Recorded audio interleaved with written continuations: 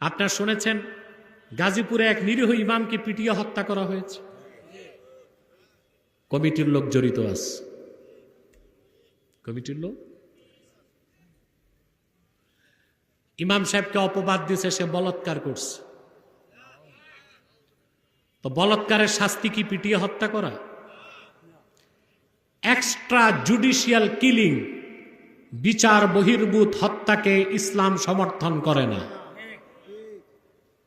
বিচার বহির্ভূত হত্যাকে প্রচলিত আইনও সমর্থন করে না।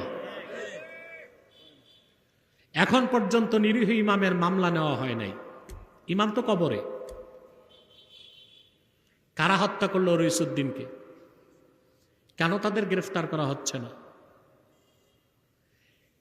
কেন মামলা নেওয়া হচ্ছে না? বাংলাদেশে ইমাম সাহেবদের মূল্য নাই। আমি এই ময়দান থেকে সরকারকে বলছি, ইমামকে যারা পিটিয়ে হত্যা করেছে জড়িত প্রত্যেককে গ্রেফতার করে আইনের আওতায় আনতে হবে, নতুবা তার চড়া মূল্য গভর্নমেন্টকে দিতে হবে। ইমামের দোষ দিলেই হলো বলাৎকার করছে, সাক্ষী লাগবে না? কথা বলেন, লাগবে না সাক্ষী? জনগণ আইন হাতে তুললো কেমন করে? মেনে নিলাম বলাৎকার করছে। ইমাম আজম আবু হানিফার মতে ফাইল মাফউল লাতি, সমকামীকে ইমাম আজমের মতে হত্যা করা যাবে না, তাজির করতে হবে। বিচারক শাস্তি নির্ধারণ করবে, সেই শাস্তি তাকে পেতে হবে। মৃত্যুদণ্ড দিতে হলো কি মানুষ দিবে না রাষ্ট্র দিবে?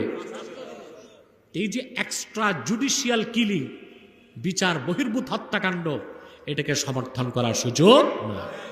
এই ইমাম হত্যার বিচার আমরা চাই এবং দৃষ্টান্তমূলক শাস্তি চাই। যারা জড়িত সবার শাস্তি চাই। আপনারা কি চান?